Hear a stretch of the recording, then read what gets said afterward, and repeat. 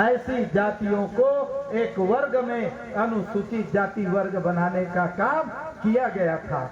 लेकिन आज अब उसमें उपवर्गीकरण करके फिर से आपस में फूट डालने का काम किया जा रहा है। तो साथियों, आज इस बात का विरोध इस देश के अंदर में अगर कोई कर रही है तो एकमात्र बहुजन समाज पार्टी की नेता बहन कुमारी मायावती जी कर रही है, क्योंकि संविधान इसकी इजाजत नहीं देती।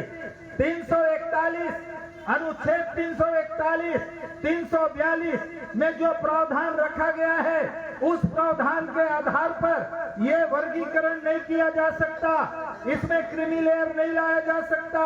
लेकिन कोर्ट ने जबरदस्ती ऐसा फैसला निर्देश जारी करने का काम किया गया है, ये संविधान के विपरीत है। इस बात को ध्यान में रखते हुए बहन कुमारी मायावती जी ने इसका प्रेस के माध्यम से विरोध प्रकट किया और देश के सरकार को आगाह किया कि सरकार तत्काल सत्र बुलाए, विशेष सत्र बुला करके सदन में एक विधेयक पारित करे और उस विधेयक में 9वीं सूची में, संविधान के 9वीं सूची में आरक्षण को डालने का काम करे। क्योंकि साथियों, संविधान संशोधन करके संविधान के 9वीं सूची में अगर आरक्षण को डाल दिया जाए तो फिर इसमें कोई भी छेड़छाड़ नहीं कर सकता। तो इस तरह से बहन कुमारी मायावती जी का ये मनसा है, लेकिन इस मनसा को जन जन तक पहुंचाने के लिए, इस बात को जन जन तक पहुंचाने के लिए हमारे प्रदेश के अध्यक्ष सम्माननीय श्याम टंडन जी ने प्रदेश कमेटी के तमाम सारे पदाधिकारियों को लेकर गांव-गांव, शहर-शहर, गली-गली इस बात की जागृति देने के लिए, फैलाने के लिए आज निकले हुए हैं। खास करके जो पिछड़ा वर्ग है, जिनके लिए मंडल आयोग के आधार पर 27% उनको हिस्सा मिलना चाहिए था। पिछले भूपेश सरकार ने विधानसभा में एक विधेयक लाया कि भाई छत्तीसगढ़ में हम पिछड़े वर्ग को 27% आरक्षण देंगे, लेकिन उसी कांग्रेसी लोगों ने हाई कोर्ट में जाकर उसका विरोध करते हुए याचिका दायर कर दी और एक तरफ राज्यपाल को जब उसमें दस्तखत, विधानसभा में विधेयक बन गया, लेकिन वो तो फाइनल तब होगा जब राज्यपाल उसमें दस्तखत करेंगे। राज्यपाल के पास भेजा गया तो राज्यपाल ने उसमें दस्तखत नहीं किया। मैं अपने पिछड़े वर्ग के लोगों से कहना चाहता हूं, अगर मेरी आवाज आप तक जा रही है तो सोचो और विचार करो। देश को आजाद हुए 76-77 साल हो गया, संविधान को लागू हुए 74 साल बीत गया और इन 74 वर्षों में आपको आज तारीख तक आपके हिस्सा नहीं मिली, आपके भागीदारी नहीं मिली। चाहे कांग्रेस की सरकार रही, कांग्रेस की सरकार ने आपके साथ धोखा किया।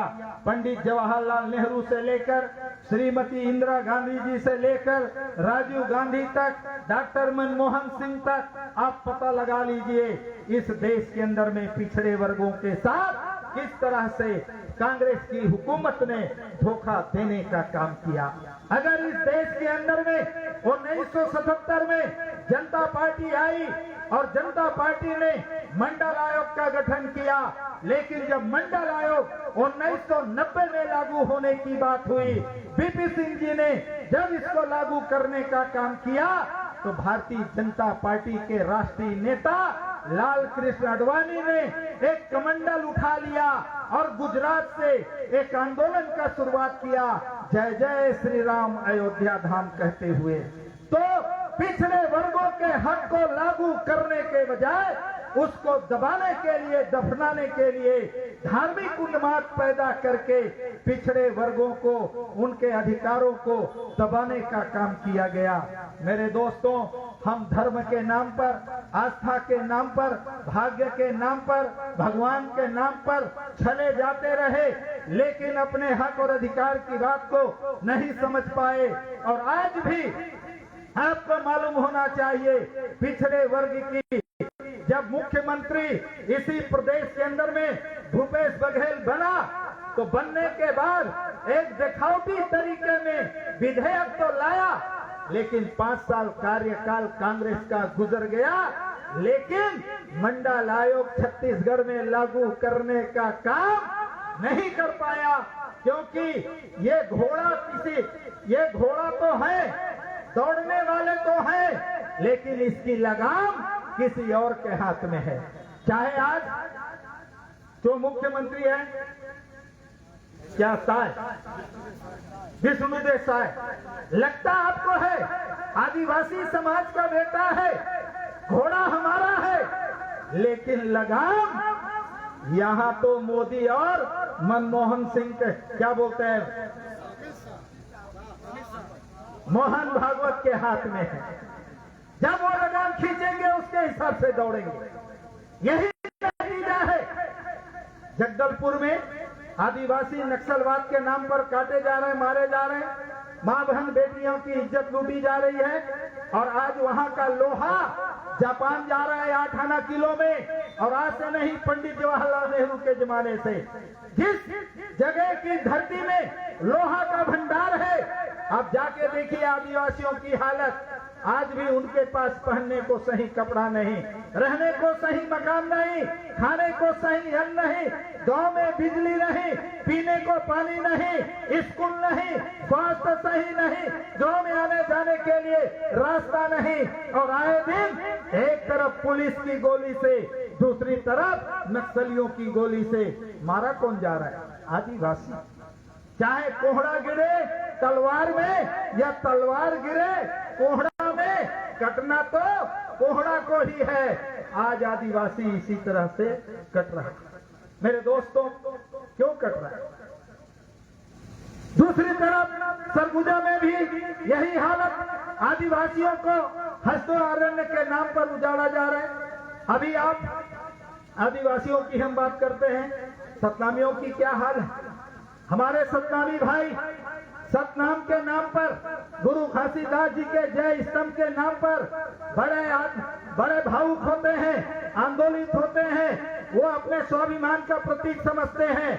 क्या ये पहली बार है जब गुरौतपुरी में, जब अमर गुफा में 2 जय स्तंभ को काटा गया? ये कोई पहली बार की घटना नहीं है।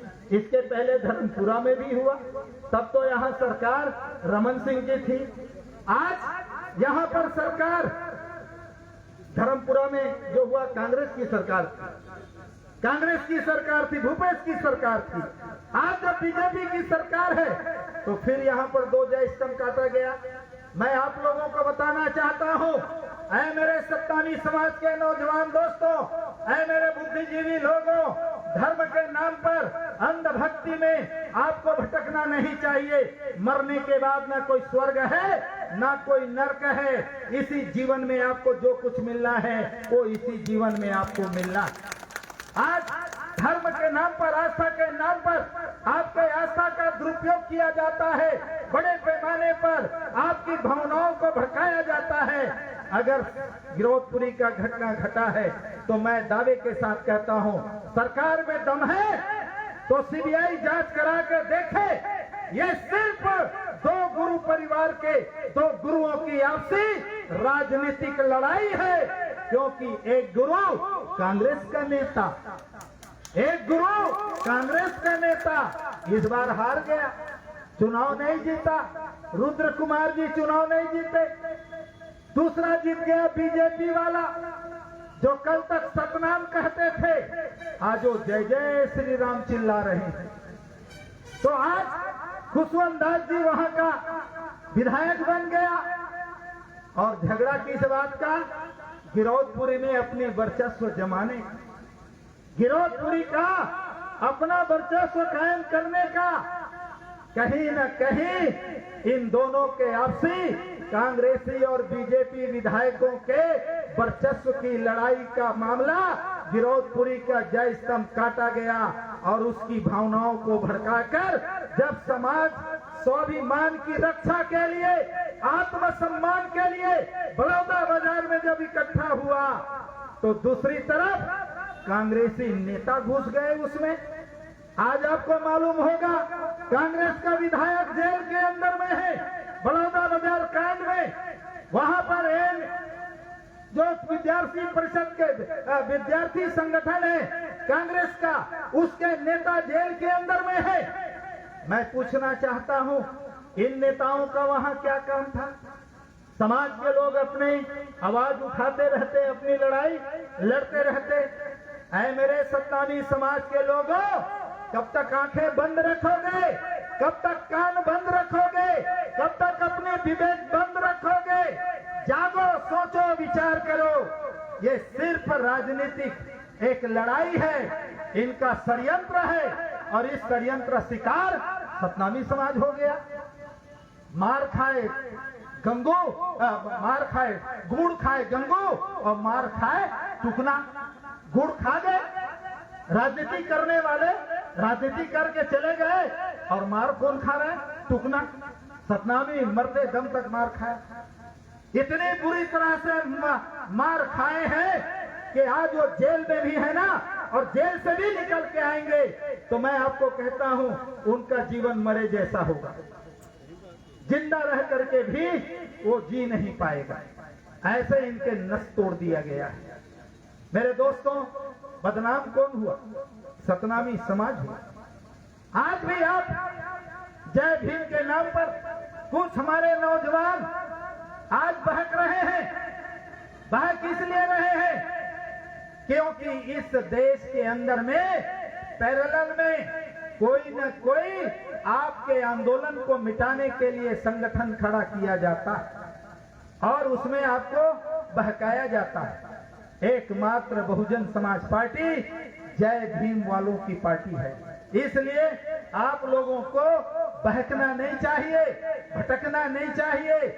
मेरा आप लोगों से निवेदन है कि साथियों, आज आप सब संगठित हो जाओ।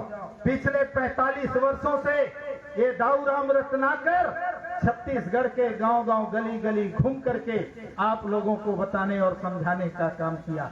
आज भी मैं जिंदा हूं, मैं देख रहा हूं बहुत सारे यहाँ पर आंदोलन चले हैं, लेकिन मैं आपको सावधान करना चाहता हूं, कभी हमारे आंदोलन में लाठी नहीं चली, गोली नहीं चली, और कभी चली तो इंसाफ की लड़ाई के लिए हमने घुटने नहीं देंगे, किसी के सामने सर नहीं झुकाए। याद करो 1993 की घटना, जब 6 महिलाओं के साथ बलात्कार हुआ था, शिवरी नारायण कांड हुआ, जिसमें 158 लोगों के ऊपर मुकदमा बने। मेरे जैसे आदमी को 9 महीना 18 दिन जेल के अंदर में रखा गया। लेकिन मान्यवर कांशीराम जी, बहन कुमारी मायावती जी ने जो आज आंदोलन चलाया, उस आंदोलन का परिणाम था कि गवर्नमेंट को एक दिन बाइज्जत निःशर्त दाऊराम रत्नाकर और उनके लोगों को छोड़ना पड़ा। लेकिन आज आपको निःशर्त रिहा कराने के लिए कौन बात कर रहे हैं? क्या कांग्रेस के कोई राष्ट्रीय नेता ने आवाज उठाया? क्या भारतीय जनता पार्टी के कोई राष्ट्रीय नेता ने आवाज उठाया? मारपीट के जेल में तो बंद कर दिया। लेकिन मेरे साथियों, एकमात्र बहुजन समाज पार्टी की नेता बहन कुमारी मायावती जी ने अपने प्रेस के माध्यम से, ट्वीट के माध्यम से उन्होंने इस बात का ऐलान किया, इस बात के लिए आवाज उठाया कि सत्तानी समाज के साथ हो रहे अन्याय अत्याचार बंद करना पड़ेगा। और उसके जवाब में मुख्यमंत्री को भी छत्तीसगढ़ में जवाब देना पड़ा और बहन मायावती जी ने ये मांग किया कि निःशर्त रिहा किया जाए। मैं आज भी कहना चाहता हूं, अगर आप बिखरे रहोगे, टूटे रहोगे, मारने वाले, तुम्हें जो जुल्म करने वाले लोग हैं उनके पिछलग्गू बने रहोगे, कोई निःशर्त रिहा नहीं होगा। तुम्हारी तो निःशर्त क्या, ये जमानत में भी तुमको नहीं छोड़ना चाहते। लेकिन मैं आपसे कहना चाहता हूं साथियों, ताकत के सामने सब झुकते हैं, ताकत के सामने सब झुकते हैं। अगर आप उनकी कुर्सी हिलाने लायक बन जाओगे, सरकार आपको हाथ जोड़ करके कहेंगे कि भाई साहब आप बाहर जाइए, जैसे मुझे कहा था। आज भी मैं आपको भरोसा और विश्वास दिलाता हूं, चलो गांव-गांव, गली-गली आप नीला झंडा सत्तानी समाज के लोग इकट्ठे हो जाओ। मैं दावे के साथ कहता हूं, आज नहीं तो कल इस सरकार को झुकना पड़ेगा और आपको जेल से छोड़ना पड़ेगा। लेकिन इसके लिए आपको इकट्ठा होने की जरूरत है। यही संदेश हम देना चाहते हैं, क्योंकि जुल्म करने वाले जालिम बाज नहीं आते। आज सिर्फ आदिवासी और सत्तामी ही नहीं, अभी आपने देखा साहू समाज के भाई को जिंदा आग में जला दिया। जिंदा, ये देश है, स्वतंत्र भारत है, सत्ता, स्वतंत्रता, भाईचारा और न्याय के ऊपर आधारित जिस भारत में हम जिंदा रहते हैं, वहां आज भी इंसान को आग में भूंजा जा रहा है। कब आंखें खोलोगे, कब समझ में आएगी? इसलिए बहुजन समाज पार्टी भाईचारा बनाने के लिए, आपके बीच में आपसी प्रेम और सद्भावना को जगाने के लिए आज आपके बीच में आई है। आपसे निवेदन है, अभी तो हमारे पास समय कम है, हमें आगे बढ़ना है। मैं प्रदेश अध्यक्ष महोदय से कहना चाहूंगा कि 2 शब्द आपसे अपील करें, क्योंकि साथियों आने वाले समय में फिर हम आपके बीच में आएंगे और समाज को संगठित करके फिर इस लड़ाई को आगे हम लड़ेंगे। लेकिन आप अपने विवेक का दरवाजा खोल के रखिए। किसी के बहकावे में आकर, किसी के पीछलग्गू बनकर, किसी के तलवा चाटकर, किसी के चमचागिरी करके, किसी के सामने भीख मांगकर आप अपने आत्मसम्मान और स्वाभिमान को जिंदा नहीं कर पाएंगे। अगर आत्मसम्मान और स्वाभिमान को जिंदा रखना है तो अपने जमीर को जगाना पड़ेगा, और ये काम सिर्फ बहुजन समाज पार्टी कर रही है मेरे दोस्तों। तो आइए, श्याम टंडन जी अपना अपील करेंगे। 2 शब्द श्याम टंडन जी।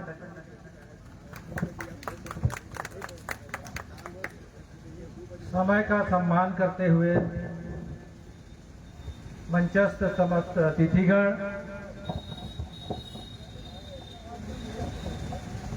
उपस्थित आप सभी का हृदय से सम्मान करते हुए, जैसा कि हमारे मार्गदर्शक बहुजन समाज पार्टी के केंद्रीय स्टेट कोऑर्डिनेटर, छत्तीसगढ़ प्रभारी, पामगढ़ के 3 बार के पूर्व विधायक, मध्य प्रदेश और छत्तीसगढ़ के पूर्व के प्रदेश अध्यक्ष रहे सम्माननीय दाऊराम रत्नाकर साहब ने विस्तार पूर्वक आप लोगों को यह यात्रा का उद्देश्य को बताएं। सम्मानित साथियों,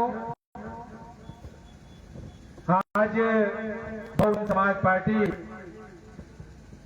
अनुसूचित जाति जनजाति, अन्य पिछड़े वर्ग, धार्मिक अल्पसंख्यक के ऊपर हो रहे अन्याय अत्याचार और इनके भारत की संविधान में जो संवैधानिक अधिकार है, उन अधिकारों को कभी कांग्रेस की सरकार बनी तो कांग्रेस की सरकार ने, बीजेपी की सरकार बनी तो बीजेपी की सरकार ने, और आज इन लोग कोर्ट का सहारा लेकर इन वर्गों के ऊपर आरक्षण के में क्रीमी लेयर, उपवर्गीकरण जैसे निर्देश जो लाए हैं, इन बातों को रखने के लिए बहुजन समाज पार्टी छत्तीसगढ़ प्रदेश इकाई ने 24 सितंबर का दिन पूना पैक्ट का दिन है, और उस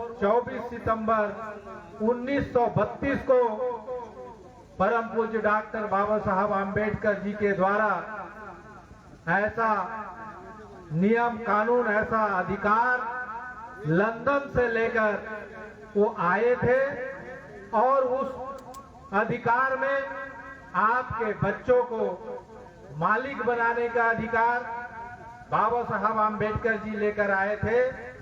लेकिन साथियों, 1932 में कांग्रेस और कांग्रेस के नेता महात्मा गांधी ने आमरण अनशन करके डॉक्टर बाबा साहब आम्बेडकर से वह अधिकार को छीनने का काम किया।